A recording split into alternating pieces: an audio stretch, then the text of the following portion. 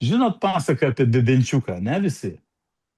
Tai jūs prisiminkit, kaip Saulius kopė į kalną. Jisai visus mokė, visus dėjo į vietą, visiems aiškino, kaip gyventi, kaip būt. Dabar pažiūrėkit, kaip jis važiuoja atgal, visi jam peilius iš šonus, ne? O paradoksas buvo didžiausias, o aš šiandien žiūrėjau tą jo kalbą ir žinot, kas išėjo pakalbėti po jo? Gentvilas. Partijos, vienintelė partija, kuri įsiteisėjusių teismo sprendimu yra pripažinta korupcinė, Gentvilas išėjo pasakyti kalbą. Tai yra pasityčiojimas iš mūsų visos visuomenės. Ir jisai dar moralizuoja. Tai vat man labai gaila, kad Eligijui Masiuliui neužteko stuburo ir dar kitų organų pasakyti viską, ką jisai žino.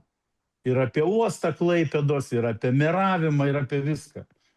Nu kažkokia riba turi būti. Nu tu sėdėk ant lyno ramiai ir niekam nieko nepasakok. Jisai moralizuoti išeina Skvernelį.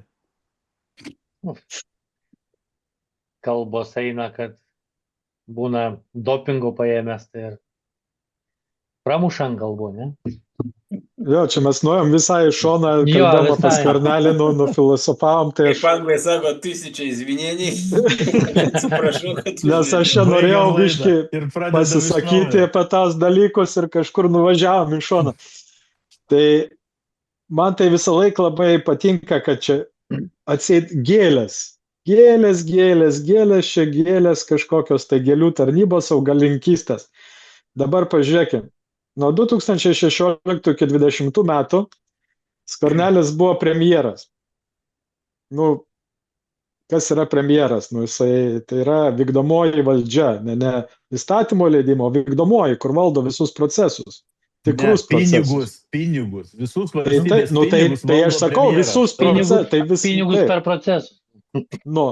Atsiprašau, Viktorai, aš šitoj vietoj papildyti, ne vykdomoji valdžia, bet tuo pačiu ir įstatymo iniciatyvos teisę turinti institucija. Ir jinai yra pagrindinė institucija, kuri turi teisę inicijuoti įstatymo priėmimą. Nu, prezidentas dar turi. Ir tai irgi, taip, žinom šitos dalykus. Aš tik tai norėjau pereiti prie kitų praktinių dalykų, ne vien augalininkystę ir žemės ūkį. Bet kas buvo padaryta prie Sauliaus Skvernelio, iš tikrųjų, kai jisai buvo valdžioje. Tai pirmas dalykas, didžiausias, tai Ignitis. Tai buvo padarytas IPO, Initial Public Offering, jeigu taip lietuviškai, tai 70% Igničio akcijų buvo parduota į rinkas. Atvirkščiai, 30. 27. Atsiprašau, 27, bet tai buvo didžiausias IPO Baltijos šalių istorijoje, kur buvo parduota akcijų už 450 milijonų. Tai čia vienas dalykas. Toliau buvo valstybinių miškų urėdijų reforma. Jo, 42 urėdijos sujungtos į vieną, kad būtų lengviau tvarkytis reikaliukus. Toliau kelių sektorius, Lietuvos automobilių kelių direkcija pertvarkyta, transportas ir logistika, Lietuvos geležinkelių pertvarka, kur buvo atskirtas nepelningas žmonių vežimas ir pelningas krovinių vežimas. Ir finansų sektorius, turto banko vaidmuo pakeltas, tie patys investiciniai projektai Rail Baltica ir pramonės ir investicijų skatimą investuok Lietuvoje, tai čia yra dešimtis Covidas, jau čia ant viso ko karūna, tai kiek dešimčių milijardų perėjo būtent per šitą vyriausybę, nu ir nereikia kalbėti, kad nebuvo nuobirų. Tai čia tos gėlytės, tai yra tik tai žiedeliai nuo visų tų schemų. Dėl to čia ir bando viską užtempti tik tai būtent ant to. Įrodyti, va, kaip gėles pereksportavo į Rusiją ir čia auksas ir pinigėlė ir narkotikai ir ginklai. O kitose sferose kaip? Visur yra skaidru, norit pasakyti? No, tai taip, jisai sako, Skvernelis, aš kyšio neėmiau. Aišku, jis nestovėjo ir neėmė kyšio, kai ta fūra pravažiuoja. Nereikia tiem aukštiem, kurie stovi viršuje, imti kyšio. Ir buvo pasakyta, kad atneša, pastoviai atneša. Kaip neimsi, atkatus. būtų Nu, čia- tai kaip, nu, tai sakau, čia galimai viskas, aš nieko neteigiu, bet nustebint visus šitos procesus, kaip viskas veikia, nu, Gintarai, tas pats, nu, būtai Palangoje parduodami dar kur dubenė iškasta dar pamatų. Iš kur? Kalbėjom kokie apie šeši- Palangą jau. Nu, tai būtent. Tai čia sakau, čia yra toksai, būtent, kai tu sakai, fokusininkai sako, va, žiūrėkit šitą ranko, o kitoj rankai vyksta kiti dalykai. Tai, nu, man tai taip naivu ir stebėti visus tos televizijoje, tas vienas per tą patį, vat, vieną kampuką, vieną fragmentą pasiema ir jį gramdo, dideli veiksmai vyksta užkulisiu. O čia mūsų Žinai- klausė, ką manom apie tai, kad Grunskienė pasisakė, kad buvo žymių, jog jis ėmė, gavo tos pinigus.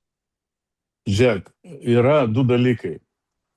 Jeigu yra įrašai, nes, pavyzdžiui, kišininkavimas yra pakankamai lengvai įrodomas teisiškai. Buvo pinigai, nebuvo pinigai. Vat prekybos poveikių, kur aš esu specialistas, nes jau trečią kartą papuolu. Blogas, reiškia, specialistas. Tai ten yra sudėtinga. Ten gali, žinai, ketinimai, norai, mintis, sapnai, ten tokie dalykai. Kyšininkai yra labai konkrečiai. Davėjai, paėmė, .lt.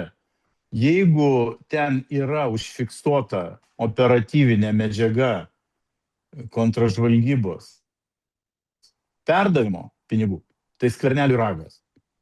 Jeigu kol kas, kiek aš žinau, mano informacija skiriasi nuo Skirmanto Malinausko, bet aš nesu Skirmantas, tai nepasakosiu. Jeigu tik tai remiasi netiesioginiais įrodymais, kas yra liudininkų pasakos ir kalbos, nu tada jisai turi daug šansų išplaukti šito proceso. Gintarai, va tada ir atsakymas į klausimą, kai tu pradžioje sakei, kodėl jisai tyli, kodėl jisai sako, kad neėmiau. Tai dėl to gal jisai ir sako, kad neėmiau, nes jisai žino, arba Žiūrėk, aš manau, kad jisai nežino. Kad Bet jisai būtų tada nežino. irgi būtų kvaila sakyti, ar prisipažinti, esu kaltas, mėja kulpa. Tai Kad jam žinot proceso medžiagą, jisai turi gauti statusą, ką jisai dabar gaus, tikėtinai. Tada jisai žinos, ką jie žino. Nes jau tada, kada prasideda ikiteisminis tyrimas, jau kada medžiaga nukeliauja į teismą, jos jau ten papildyti sudėtinga. Tai va šitoje apimti, kokia dabar yra, ir vyks šita įrodinėjimas, paėmė jisai, o jis įrodinės, kad jis nepaėmė. Nu tai čia, žinai, mes smulkmenų niekada nesužinosim, bet, nu, tas plepetūnas vardu Skirmantas, tai jis, nu, akivaizdžiai dirba kažkam. Ir man tai, žinai, toks galvoju, nu, tai negi tie, kurie dabar suinteresuoti, kad Skvernelis būtų patrauktas iš žaidimo, nes jis jau yra patrauktas, nu, nesuranda rimtesnio vaikino pasakas negu Skirmantas. Nu, aš tos blemba antakius tos pamatau tam tūlikė, žinai, ir ten vonioj kažkokioj ir ten mėgamajam. Nu, pas mane užsidaro klausa, aš nebegirdžiu, aš tik pradedu matyti ir juoktis. Tiesa yra svarbu. Bet jis dabar pagrindinis pasakorius, nu, yra, kaip sakyti. Tai va čia man ir kelia tas didžiausias, man toksai tą didžiausią įtarimą tas man ir kelia. Nes yra o jeigu tie, žinai, atsiprašau, Gintarai, o kažkas kitas būtų neskirmantas, tai ką tai keistų, sakykime, tas žinios nešėjas visuomenė, jeigu neskirmantas būtų, o kažkas kitas. Net ta informacija, jeigu jisai kalba nebūtinai iš teisėsaugos, gal tie patys, kurie duoda parodymus, tas Kornijenko galbūt yra. Jam kalba, neskirmantus. Nu, ką sako, žinau. davai sustinkam, aš to papasakosiu istoriją. Tai žiūrėk, nu tai jūs atkreipkite dėmesį. Sekmanis Skirmantas jau kai pamatė, kad jį užfiksavo, pats įsikėlė selfį su Sinkevičium, Virginijum. Mes čia sušių pavalgyt buvom. Sekančią dieną jisai tas Virginijus išeina ir sako, Skvernelis turi atlauk iš mūsų partijos. Tai, nu, užtenka galvoti. Reiškia, riebiai kažką papasakojo Skirmantas Sinkevičiui, matyt. Nu, aš taip manyčiau, galbūt, jeigu Sinkevičius... Žinai, kai žinau kitas temas, kur jisai pasako ir kaip yra iš tikrųjų, nes jis ten tų prileidęs tų video, tai ten pilna kambarį tą savo mėgamai. Tai, nu, aš juo netikėčiau.